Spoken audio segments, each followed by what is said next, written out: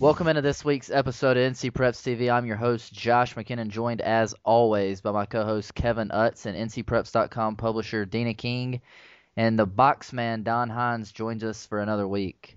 We're also joined this week on NCPreps guest line by East Forsyth running back Levante Smith. Levante, you guys had a great game and snuck out a win this past week over Northwest Guilford. I had a chance to be there. Can you talk a little about that win? Well, I mean,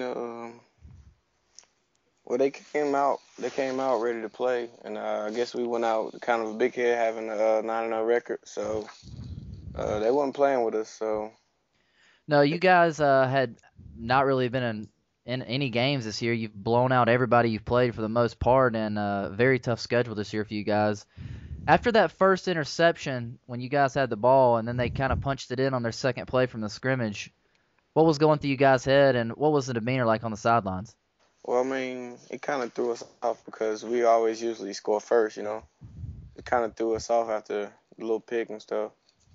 Yeah, I guess I need to ask this question first. Have you heard anything about Trey Simpson? He was injured in the third quarter.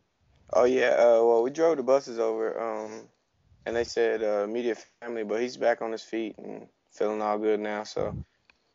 Well, He's walking around with a neck brace on now, but he should be back probably like second round playoffs. wow, that's a great story, that's for sure.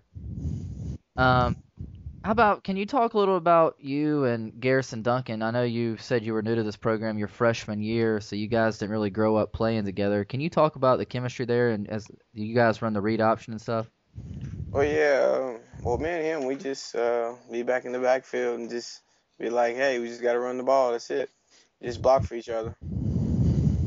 Yeah, what if I know it's probably got to be a great thing to have a guy like Brandon Smith up there. I mean, he sticks out more than anybody I've seen so far this year on the offensive or defensive line. He's 6'7", 315 pounds. Can you just talk about what he brings to this offense? Oh yeah.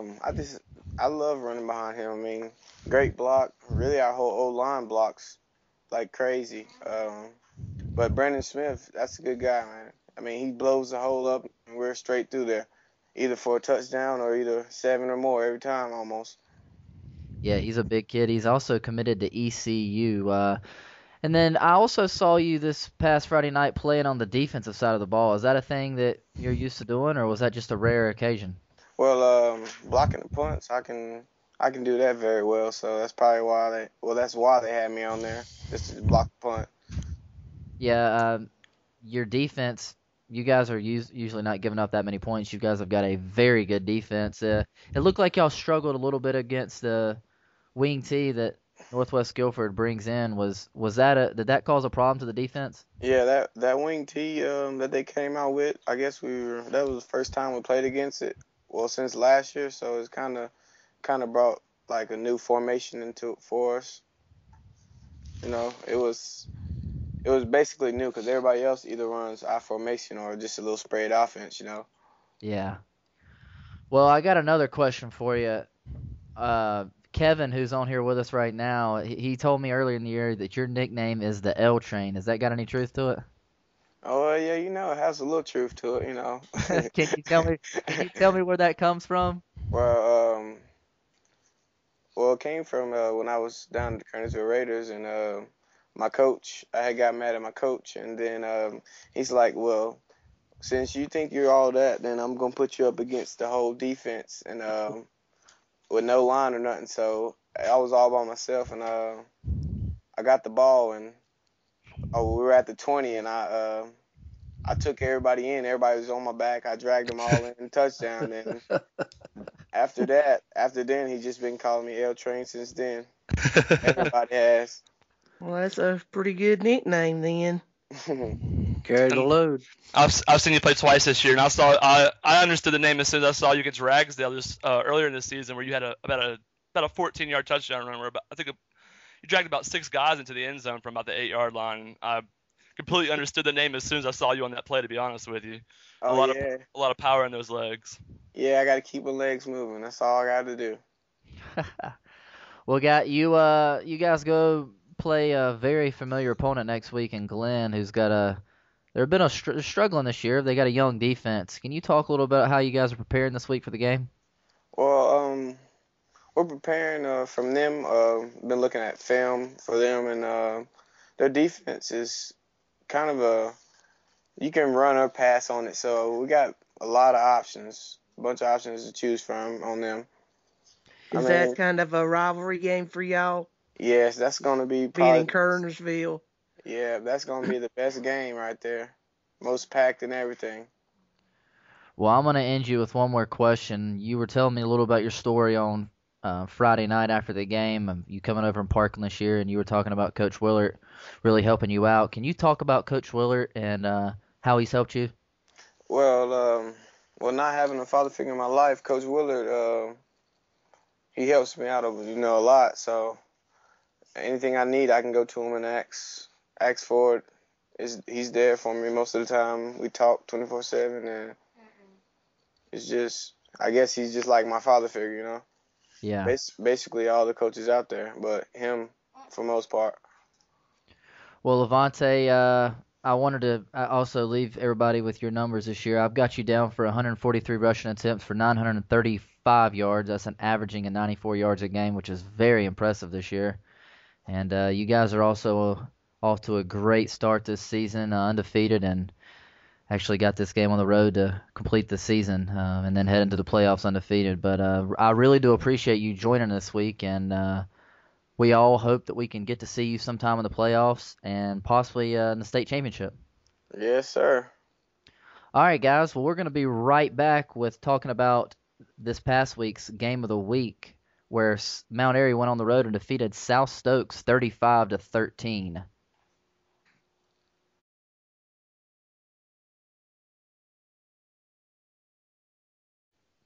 Welcome back to NCPreps TV. I'm your host, Josh McKinnon, joined as always my co-host Kevin Utz, NCPreps.com publisher Deana King, and the boxman Don Hines.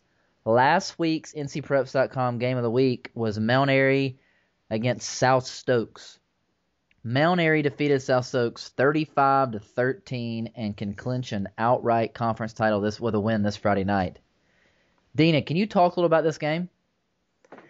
It was a big matchup up at Mount Airy. South Stokes, Mount Airy, a lot of talk on the internet and everything too. Well, Mount Airy's an established program, and South Stokes is kind of building and having one of their better seasons that they've had recently. And Mount Airy, like you said, won 35-13 behind quarterback Austin Taylor. He passed 9 of 13 for 148 yards with 3 touchdowns, and 2 of those touchdowns went to Darius Gwynn, who caught 5 passes overall for 96 yards. And then they had Zaquan Dobson on the ground running 22 times for 121 yards. But probably the biggest play of the game was when Julian Raleigh of Mount Airy picked off a South Stokes pass and returned it for a touchdown that Mount Airy would never, a lead that they would never relinquish. South Stokes came in having one of the top rushers in North Carolina, junior Jaquan Martin, but he had a good game, 23 carries, 133 yards, and a few touchdowns, but that was kind of way under his yearly average, as he had been racking up huge numbers. So with a win, Mount Airy will take the top 1A seed from their conference and can clinch an outright title with a big win over East Surrey next week. Yeah, that'll be big for the Bears, and I think they will get it done and clinch the conference title this Friday night. In another big game last week, Kevin Utz had a chance to be there. Hickory Ridge defeated Concord, once again pulling off, well, I guess you can call it an upset, but 2 weeks in a row it's got to be a little bit more than an upset. So they did it. They beat Concord and A.L. Brown in the same year and clinched their first SPC title. Kevin, talk a little bit about the win for us. That's exactly right, Josh. Hickory Ridge is in the driver's seat to win the SPC title as long as they win Jam Robinson this week. But against Concord last week, they really had to fight through into the second half to get this win. They were down 14-0 at the half, and on the whole Concord sideline, you heard them saying Hickory Ridge is second half team, and I mean, once again, like they did against A.L. Brown, they proved it. They came back out and forced a couple turnovers, got back in the game, and took a 17-14 lead. Nick Tyson just continues to make plays. Concord went up 21-17 with about 2 minutes to go. Hickory Ridge had to do a 42-yard drive to convert a 4th and 16 behind the legs of Nick Tyson. He scrambled out and threw the ball down the middle of the field to Frazier. Got down. There's about 30 seconds left.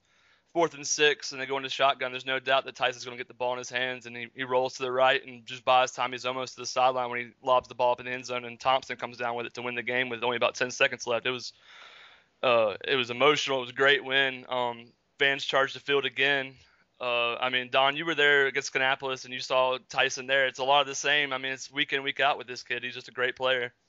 Yes, I hadn't seen much of Tyson, but in the Kannapolis game, and from what I hear from the Concord fans, he's the real deal. He might be small, but he's a big package of dynamite. Yeah, and this week he did it a lot more with his arm. He was actually held to -1 rushing yards, which is, I mean, crazy when you see how he normally plays. But he was able to, get the first downs when he needed to through his arm, and able to buy time with his legs was key for the offense for Hickory Ridge throughout the game. And just after the game, it was such excitement. The fans charged the field once again, and Coach Paxton was full of emotions. It was just a great win for that program. From what I understand too, I think Hickory Ridge only had like 40 total yards in the first half, and then what do you think, Kevin, that was the major adjustment at halftime that may have turned the game around for Hickory Ridge? Did you notice anything that may have changed from the first half? A little bit more vertical passing game, I would say. They tried to run the option a lot, the triple option, read option a lot in the first half, and Concord, they just really, they really shut it down. There was, assignment football and defense from Concord, and just no mistakes from Concord on defense in the first half. The second half, I think Hickory Ridge opened up the offense a little bit more, and caught a few trick plays. They ran a hook and ladder at one point in the second half for a big 3rd and 22 conversion. They got about 80 yards on that play, and just a couple gimmick plays, but it was just really Tyson being able to scramble out and buy some time to hit open receivers downfield. The first half, they only ran 16 plays compared to Concord's 46, and they only had 2 first downs in the entire first half, and one of those was a penalty. So, and the first half was completely dominated by Concord. They had, like I said, it was a 14-0 lead, but Concord had the ball within the 5 and had a fumbled snap and lost the ball there in the first half. And also right before time expired in the first half, they were just out of field goal range and had to try to throw one into the end zone. So, they left, definitely 7 and possibly 10 points on the field in that first half. If I had a vote, which I don't, for the SBC Coach of the Year, I'd have to give it to Marty Paxton. He's done a great job with Hickory Ridge this year. Kevin, what stalled the Concord offense? Did Hickory Ridge step up defensively, or was it more of a ball control? It was a little bit of mistakes from Concord. Beecher had an interception that really hurt the momentum coming out of the second half, and then, like I said, they had 2 fumbled snaps and they lost both of them. That really hurt the offense. BJ Beecher for Concord was on point. His passes were, besides that one interception, his passes were perfect throughout the night. I was sitting in the first half and I was wondering if they were going to be able to stop him, because he was picking apart, and every pass was pinpoint. Second half, Hickory Ridge just stepped up and made plays when they needed to. And then with the 21-17 lead, Concord, they tried to run the ball some, run some clock out when they had that lead with the last few minutes. But Rocky Reed, usually a consistent running back for Concord, was dinged up all night, and he just had the injury bug, and he had a bruised tailbone, I believe they said, or something in his hip flexors or something like that, and it kept hurting him, and he couldn't really run to full strength. So I think that definitely hurt the Concord offense as well. But a lot of the credit goes to the Hickory Ridge defense and adjustments they made. If you would have told me last Friday morning that the final score in that game would have been 24-21, I would have told you that you're out of your mind, because after seeing the game that Hickory Ridge played against A.L. Brown and the offense they put up, as well as the offense that Concord's put up all year, I just thought there was no way that both teams would be held under 30 points. And that's not saying anything about either one of their defenses. It's just saying that those offenses are very, very good. Oh, I definitely agree, Josh. I fully expected to see a shootout, a high-scoring shootout, but it was a pleasant surprise with some very good defensive plays in that game. Kevin, do you think – go ahead, Don. I would like to add one thing. Coach Paxton was a Concord alumni. He played outside linebacker for E.Z. Smith back in 90. I think it was 91 through 94. 91, Concord Spiders had a great team, and he's had a real good relationship with Jason Porter, who's a defensive coach for the Concord Spiders. So I don't know if that made more of inside Coach Paxton to say I want to beat my alumni or what, but him and Jason have a real good relationship. So I'm sure they talked about it after the game. But yeah, Coach Paxton for Hickory Ridge did play for Concord. Well, guys, we'll move on to this week's VTO Sports Players of the Week. And Kevin, we'll start with you in the 1A. In the 1A, we have Ramius Smith of Swain County. He completed 13 of 18 passes for 269 yards with 6 touchdowns and a 55-7 win over Rosman. And Swain County obviously has a big game this week against Murphy, and we'll see what kind of numbers he can put up against them.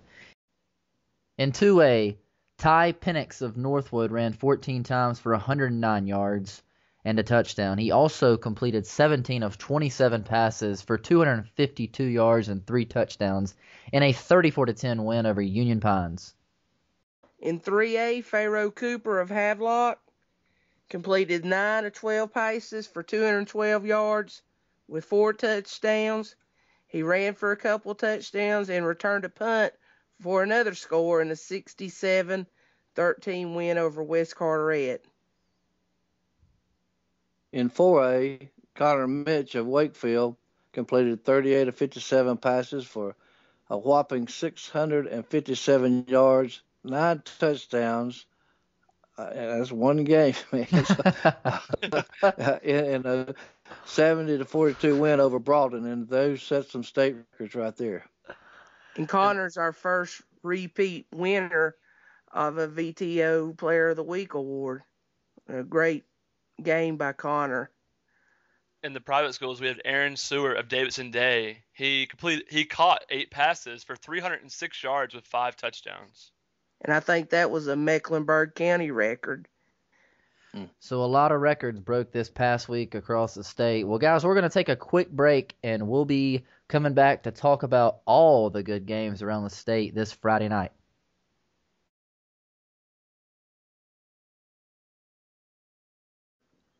Welcome back into NCPreps TV. I'm your host, Josh McKinnon, joined as always by my co-host Kevin Utz, NCPreps.com publisher Deana King, and the boxman Don Hines. This week's game of the week features Scotland traveling on the road to Richmond. Deana, talk a little about this game and your prediction. It's not a game, it's a war, I think. 2 county schools, 2 teams that hate each other. Well, I use hate, not really hate, but you know what I mean. They don't like each other.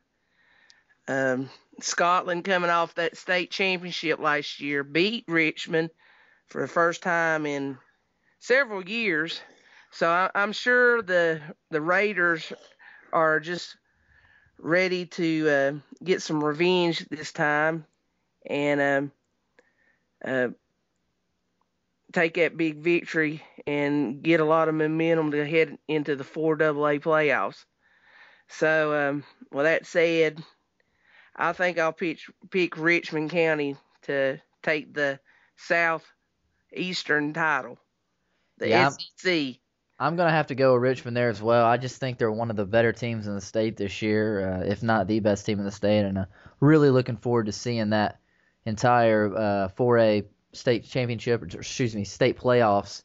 I think there's a lot of good teams in there this year. Probably none better than Butler, but everybody's got to play the games out, so we'll see what happens. But I'm going to go with Richmond there as well. What about you, Don? Well, after the whooping that Scotland County put on the Raiders last year, there's a lot of pride in that school, and I think with the offensive players and the defensive players that played that game last year in Scotland, they've lost most of the guys that they had on starting offense and defense. I'm gonna have to go with Richmond. There's just too many kids coming back from last year, and they want that revenge factor. So I'm going to go with Richmond. With Brent Flowers being there, being a junior this year, he's really improved throughout the season. And he's getting receiver Raheem Bowden back, who had a dislocated elbow earlier this season against Hope County. And Daquan Nichols is starting to be healthy again. Daquan Cox and Elijah Goodwin have had a good season filling in for him, but getting Nichols back will really help the team. And having Devontae Covington on the defense, I just think Richmond's too strong with a power running game and going to have, play action passes to Bowden. I'm going to go with Richmond in this game as well. Yeah, there's not many other players I'd rather make mad than Tyron Crowder of Richmond County. If he gets that little bit of madness behind him, he could really take somebody's head off. Yeah, I'll say that for Richmond, that him and Alex Norton there, that offensive line has probably been the biggest and most physical offensive line I've seen all season. Well, that's a pretty bold statement, but Kevin, I do agree with you. I haven't had a chance to see him yet this year, but I hope to. In our next game, it's a big matchup. Swain County goes on the road to take on Murphy. Don, I'll start with you here. What do you think about this game? Well, Swain's been number one in everyone's polls, and Murphy, they lost the very first week to a 3A Franklin team. So it's going to be a huge matchup in the Smoky Mountain Conference. I'm going to have to go with Swain. Murphy's just doesn't have anything for Swain this year. I don't even know if anyone has anything for Swain County. I'm predicting they'll go all the way. So I'm taking Swain. Deana, who you got? Well, if I wasn't going where I'm going next week, I'd probably go to this game. Good 1A football, both programs loaded with state championships and great athletes and everything. Swain, they got a great passing attack with Raymond Smith, who tied or broke Heath Schuler's passing record up there, and got two good targets, and Matt Manley and Greg Tissue, and so I'm gonna pick Swain. Kevin. Yeah, I know this is a game everybody's been waiting for in the 1A, but I think Swain's gonna be a little bit too tough in this game. I'm also picking Swain to win this. Well, there you go. We all took Swain County. In our next game, nobody knows this game or this team better than you, Deana, so we'll start with you here. The Starmount Rams go on the road to take on Wilkes Central. Tell us a little about the game. This is a big for all the marbles in the Mountain Valley 1A, 2A, the 2A 1A conference, number one seed for the 2A seed for the conference. Starmount coming in 9-0, very good defensive squad, giving up 33 points all year. I know playing in a weaker 1A, 2A conference is it's kind of hard to tell, but, they did limit Mount Airy, who's a quality 1A team, to 14 points earlier in the year. Just a big senior class for Starmount, mainly a running team. They spread the wealth, led by Chaston Martin, who has about 950 yards. But there's any 8 to 9 kids run the ball for Starmount on any given Friday. But they got to go up to Wilkes Central. And Wilkes Central, it's been a really good ball game to end the season with up there. And it's going to be a good game, I feel. Wilkes Central senior night. And it should be a pretty good game. But, I have to go with Starmount. I couldn't walk back over to my alma mater if I didn't pick my Starmount Rams. So. Kevin, what about you? Well, I think Starmount's defense is going to be too strong. They've given up 14 points, the most they've given up all season. Every other game, you look at it, it's 7, it's 3, 3, and 6, and the rest are all shutouts. Just a great defense there, and a solid running game. I'm going with the Starmount Rams as well. Don?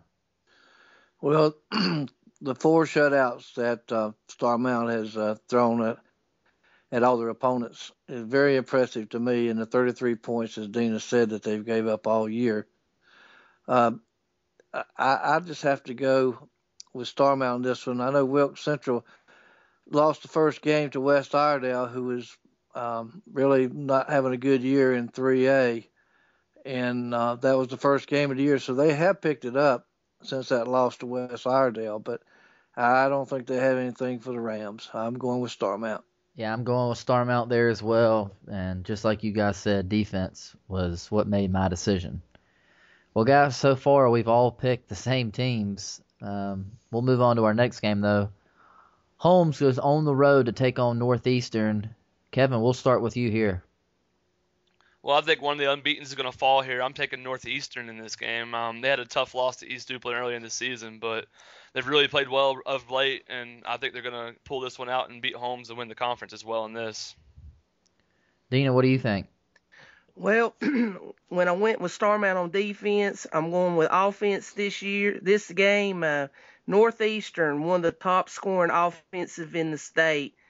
They can put up a lot of points through the air, and then they got a great wide receiver, Marquise Whidbey, who in that area I hear is just one of the superb athletes, in that part of the state. But Northeastern's best player is Jamie Moss, who is a linebacker who is committed to Virginia Tech, but he has had offers from several other schools because of his play. He's up about around 100 tackles and everything. So I'm going to go with Northeastern. Nothing against Holmes, but I just think Northeastern playing at home is going to take the win. Well, I'm going to go with Northeastern there as well. But the real question is, Don, who are you going with? Well, I'm not going to break the chain. I have Northeastern. Basically, what everyone has said, Northeastern is averaging 53 points a game. Holmes is averaging 41 points a game. And if you look at their defense, they've given up about the same. So the defense is pretty even, but you score them points and you're going to win. So I'm picking Northeastern. Well, there you go. We're all staying consistent. On to our next game. East Duplin goes on the road to take on Northside Jacksonville. Don, we'll throw it back to you here to start us this time. Okay, Northside Jacks has been getting a lot of first place votes each week. So they have a pretty good defense. Also, they're only giving up 6 points a game through their 10-game schedule. East Duplin, they did beat Northeastern, but they also lost only by 1 point to a tough James Keenan. I had to think about this for a little bit. I was thinking a little bit upset with East Duplin only lost that one game to Keenan by 1. But then you look at Northside Jacks only giving up 6 a game, so I'm going to have to go with Northside Jacks. I'll take them. Well, I'm not going to pick last this time because I feel like I've done it every time, and I'm going to go with Northside Jacksonville here as well. I've been really high on this team all year, and I think they get it done, and they're one of my favorites to contend for the state championship this year. Kevin, we'll move on to you. What do you think? Well, I'm gonna throw you a difference here. I'm going to East Duplin here. They've had some good games this season. They've been tested throughout the season with Northeastern, the team they beat early in the season. They also played James Keenan. They only lost by that 1 point, but I think that hard non-conference schedule is really gonna come back and help right now, and they're gonna win this game and knock off an unbeaten. That's my second unbeaten fallen already this week. I like it. Deana, what do you think? Well, I got to go with Coach Easton, Northside Jacksonville. I mean, you think you got Tarboro there, but if there's one program that's been right there that makes deep playoff runs in that section of the state, it's Northside Jacksonville. I just are going to go with them. Well, there it is, folks. We finally have a disagreeing opinion on the game, and Kevin's going with the upset. And our next game, which is a big game all around the state as always, especially down there in Cleveland County. South Point goes on the road to take on Crest in an always tough environment. Don, what do you think? Well, Crest has one loss, and that was to a 4A TC Roberson team that's been ranked in the top 10 in the bottom part of it a couple times, and always in honorable mentions until they lost to AC Reynolds the other week. And that was only a 1-point loss to a tough 4A team. But South Point runs that red bone, and the Wonders and myself have seen that red bone so many times in the years past, and it's a hard offense to stop. Big rivalry game here. Crest hasn't played that good the last 3 or 4 weeks and have won, so I'm going to go with South Point Red Raiders. Kevin, what do you think? Yeah, I'm also going with South Point here. I think Crest has had a lot of close games, a lot of struggle games throughout the season, which I think in a close game can help because South Point really hasn't been tested that much this season. But I think South Point offense and defense combined is just too much. I'm going South Point in this game as well. Deana, who you got? I'm going to be different. I'm going with the Chargers. Mark Barnes, one of the state's best. They're playing at home.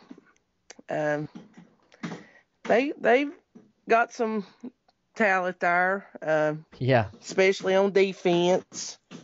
They've got to stop that red bone like Don was talking about. South Point's big weapon is Tyler Bray, who's coming in with way over 1,500 yards. If they can stop that red bone, and that's a hard thing to do because they've been rolling this year, they'll come away with a victory. So I'm going with Crest. Well, I'm going with Crest too. I just think that that's one of the hardest places to go on the road and get a victory. And they obviously lost a lot of good athletes off that team from last year. Jonathan Bullard, to one of the best defensive ends in the country, is now getting a lot of playing time down at the University of Florida. But what do? They just replace him with Dane Rogers, who's verbally committed to Clemson right now. Just athletes all over the field. Quentin Patterson, the NC State commit, and the running back there, Shaquan Usery, and there's just lots of talent there in that school, and there always will be. And I just think that Crest gets it done this Friday night, senior night at home. And actually, I've got Crest. I think they're going to make a pretty good run through the playoffs this year. In our next game, it's another big game. North Davidson goes on the road to take on Davie County. Deana, we'll start with you this time. What do you think? Big championship for the Central Piedmont. These two teams are, usually not at the top each year. I mean, that's usually a Mount Tabor, West Forsyth deal, but North Davidson's having their best year. They have a lot of good talent, some young talent. They have probably one of the best sophomores around in Shy Tuttle, who's getting a lot of interest. That he's a defensive lineman, and what makes North Davidson pretty good is their special teams play. They probably had, other than Matt Wogan at Porter Ridge, they probably had the best two special teams, the kicker and punter around, and Spencer Lanford, and I think his name is Chase Mitchell or something.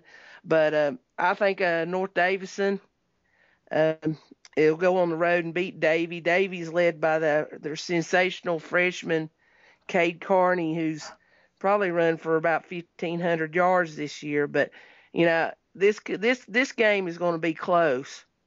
I could see it being anywhere from a field goal to a touchdown win for North Davidson.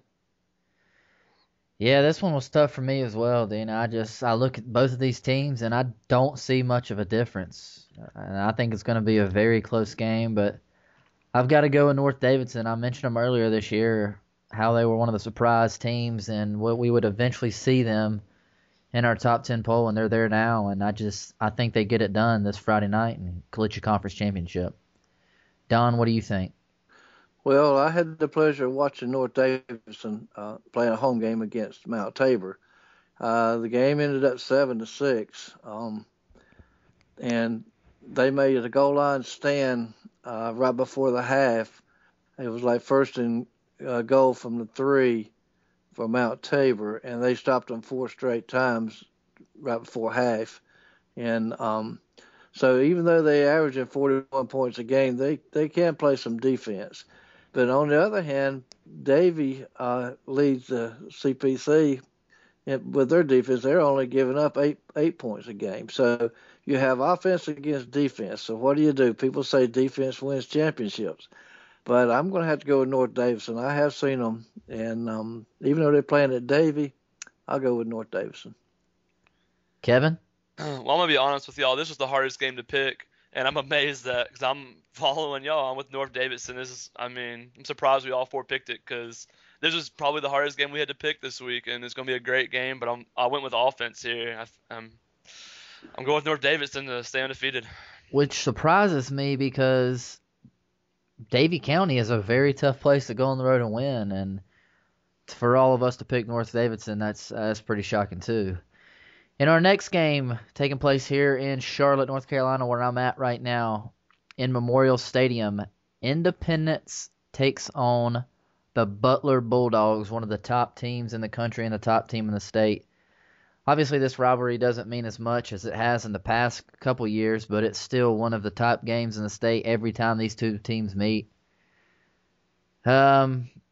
I'll start with you, Kevin. Me and you've had a chance to see this Butler team play earlier this season in the first game of the year, and where they beat a very good Mallard Creek team.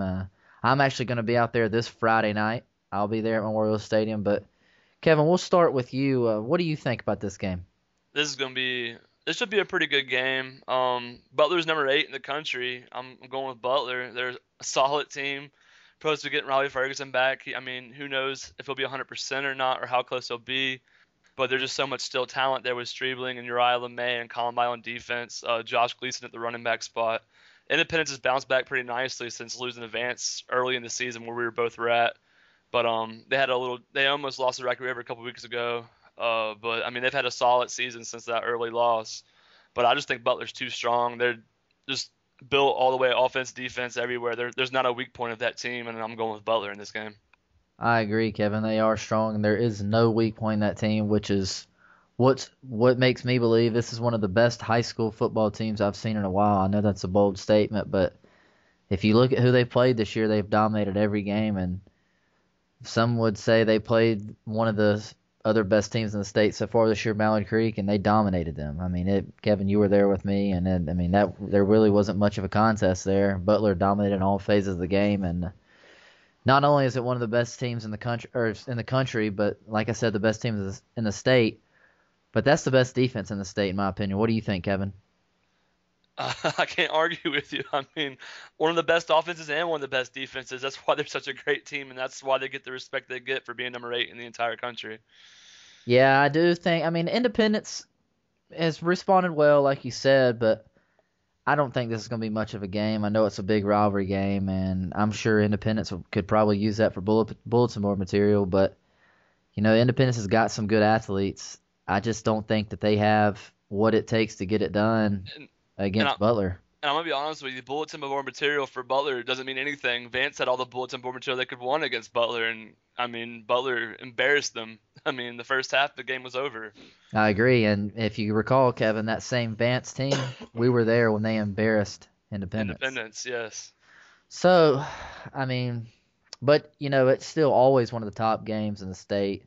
And actually last year it was the national game of the week, if I'm not mistaken. Is that right, Deana?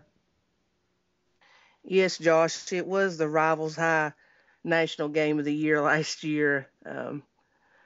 This year, with Riley Ferguson going down,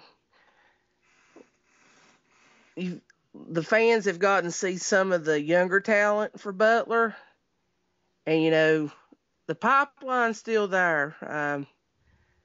Glisson's having a great all-around year. I'm looking at their stats right now. He's got over 1,100 all-purpose yards. Uriah LeMay the wide receiver, with 703 yards. But I'm looking at right here at the passing stats.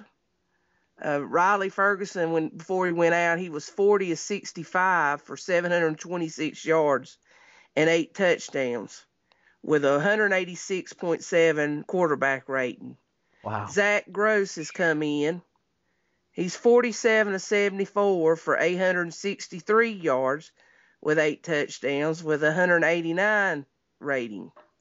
And Anthony Ratliff, 19 of 34 for 347 and 6 touchdowns with a 188 rating. So for those that think, well, maybe, Butler might drop off some next year, these two kids and Ben LeMay, who's Uriah's little brother, they're going to be around for a while. But, if Riley comes back, I'm sure he's going to get some reps, just depending on the situation, to get him back in groove. But I just think Butler's just too much. It's just too much firepower on both sides of the ball with Wiggins and Columbi on the defense and LeMay and Ferguson and Glisson on the offense. So I'm going with Butler. Don, what do you think?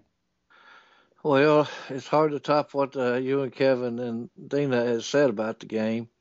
It is the biggest rivalry in the Charlotte-Mecklenburg area, or I should say Charlotte-Mecklenburg school area. Butler's just, like y'all said, they've got it all. They got the offense, they got the defense. Even though Independence did give Hogue their only loss of the year, it was actually the first game of the year. And then they just got destroyed by Vance. Excuse me, I think Vance was the first game of the year. But I mean, there's no way that I can go against Butler. Butler is my pick of the game. Yeah, I figured we'd all have Butler there. I don't see the number one team in the state going down this week, that's for sure. In our next game in Raleigh, another big rivalry game, Leesville Road and one of my favorite players in the state, Braxton Berrios, go on the road to take on the Love Brothers of Wake Forest Roseville. I had a chance to see Leesville Road play last year a few times, and I saw Berrios perform at the VTO Combine this summer.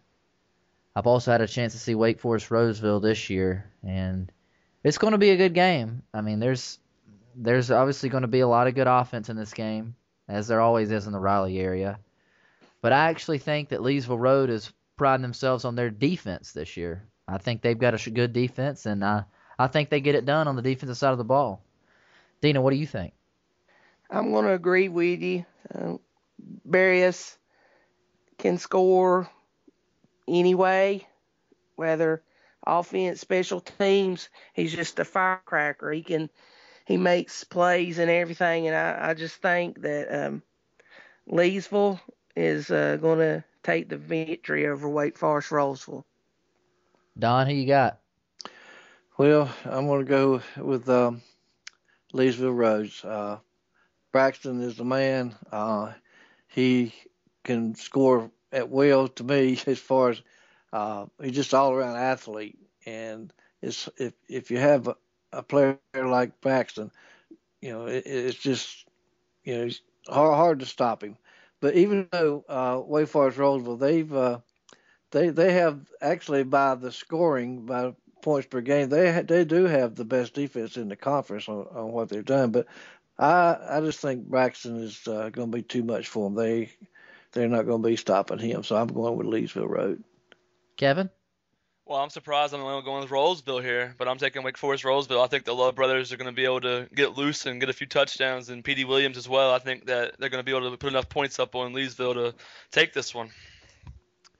Well, that's it could happen. It's a big rivalry game, that's for sure. And I was actually at this game last year, and it was freezing. It was very cold, and Braxton's older brother, the quarterback, Alston Berrios, was actually injured and was out for the rest of the playoffs. And what do? They throw Braxton in at quarterback, and he wins the game going away and also takes them to a pretty good state playoff run.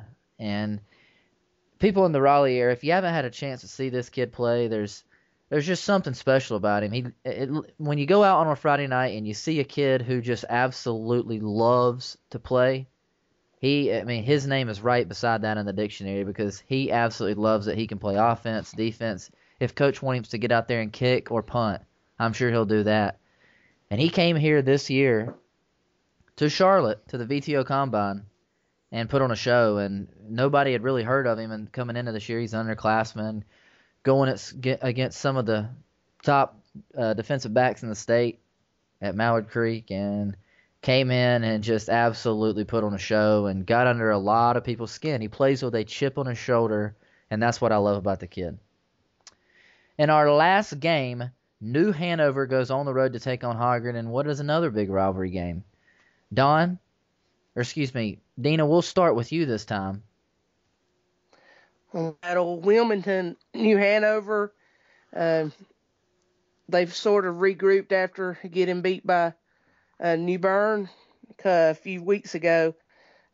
Seems like they're getting their all around offensive schemes going. They have a great sophomore quarterback in Ward Coleman, who's he's been putting up some good numbers, and Montrell Baldwin's coming off devastating last year where he had a life-threatening injury, and he's come back this year and has done a solid season, had a great game last week, 168 yards and 4 touchdowns in their win.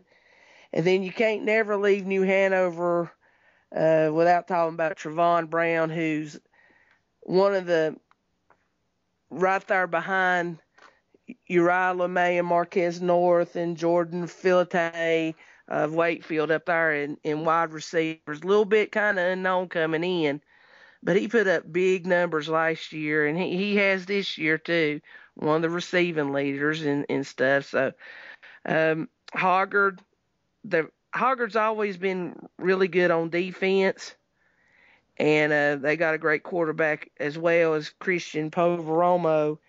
But I just think New Hanover's got the total package and is going to pull out a victory Friday night. Yeah, speaking of Trevon Brown of New Hanover, I'm really, if I lived out towards Wilmington area and there wasn't a lot of these other games to go to, this would be one that I would definitely go to. You talk about Hoggard, you got a great defense, and then you go to New Hanover, who's one of the top offenses in the state. And I think they get it done on Friday night with the offense. I just don't think Hoggard's going to be able to put up the points that they'll put up. Don, what do you think? Well, I'm going to have to go with New Hanover. They both lost to New Bern, and you just don't know how, like in each of those games with New Bern, when the starters come out or did they leave them in the whole game. On paper, to me, it's a pretty even match. It's going to be a close game, and especially playing at Hoggard. But New Hanover, I think they're gonna take this one. That's who I'm going with. Kevin? Yeah, both teams lost in New Bern this year, but New Hanover was able to stick with New Bern for a little while until they had a few pick sixes there in the second, third quarter area that got them a little too far behind. But I'm looking at another one they had early in the season against Scotland County, the second week of the season. They went to Scotland County and won 21-16, and I just think that's a big win for them.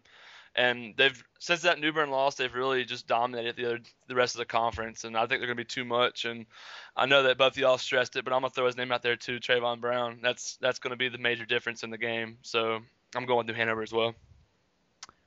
Well, there you go, guys. That wraps it up basically for the games this week. Kevin, do you know where you're going on Friday?